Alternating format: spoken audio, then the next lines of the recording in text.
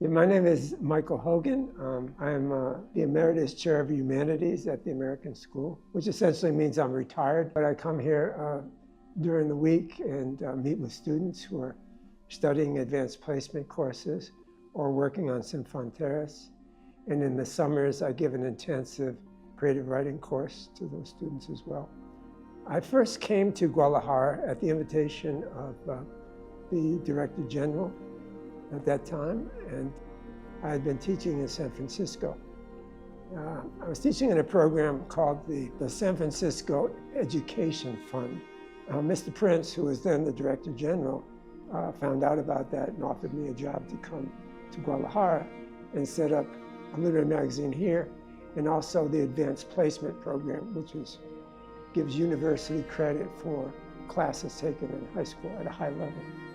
And that program grew enormously over the next few years. And one of the things I discovered was at that time the American school was more or less an ESL school. The first thing I thought was, what we need is a book that's specific to the areas that Latin Americans make.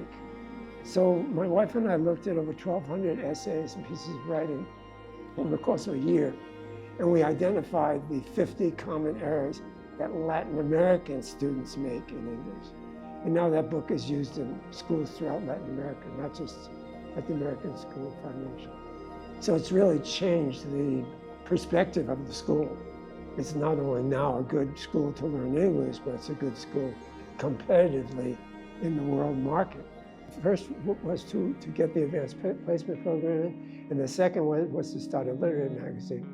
And one of the interesting things that happened is I wanted it to be a student-run magazine. But then in 1994 or 5, the students had a cover of a cow in a pasture and a barbed wire separating that pasture from another pasture. And I said, no. I mean, the people in the States already think, we go to school on burros, and you're putting a cow on the thing, and the thing's called Sinfanteras. We're never going to win an award that way. Well, it had the opposite effect. And it won the highest award of all the magazines in the world. We beat out Israel, we beat out France, we beat out Germany, we beat out Switzerland even as the best student magazine. And we came back for my third year. Just at the beginning of the year, my son died. And the death was very sudden, very traumatic for me. And I remember going into, I think it was a 10th grade class, and as I was speaking about something in literature, I started tearing up. And so during break, I went into the principal's office. At that time, her name was Soledad Avalos. And I said, you know what, I can't teach here anymore. I can't. Every time I go into a class with young people, I start tearing up. It's very emotional for me. And she stood up and gave me a hug. And the hug lasted. One of those hugs that okay. But it lasted. She said, well, you know what, Michael, she said, you're a good teacher. We'd hate to lose you. But you could be a great teacher if you could see your son in every child you taught. And I thought, okay, I'm going to try again. And I did that. My bond with the students was even better than it had been before. And I was still feeling the pain from my son's death, And I'd gone to a memorial mass for another young person who had died. There was a Jesuit priest at the mass. And he says, whenever a child dies, we always say to ourselves, especially a young child, we say, ¿Por qué? ¿Por qué? Why did this happen?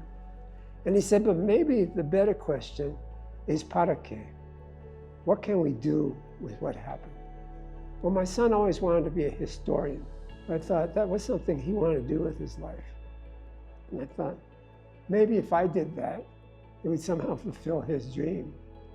So I went to the University of Guadalajara and I talked to him about various programs.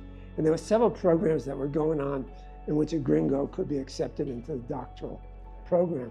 And the school actually paid half the tuition, so it was really, really great. And I became the first person at the American school to get a doctorate degree while teaching. And the doctorate degree is in Latin American Studies and International Relations.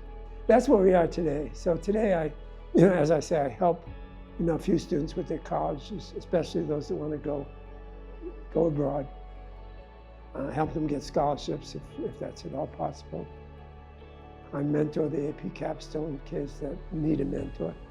And I do a summer intensive writing workshop with the kids that want to write. The thing that really has this school soul, I think, is the family feeling. The feeling that we're all together in something that is bigger than us.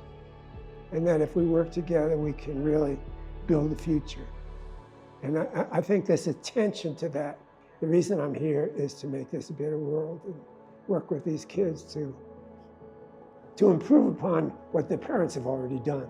And that's so important to get back to that. That family solidarity is what makes this school different from so many other schools. And I hope we never lose that.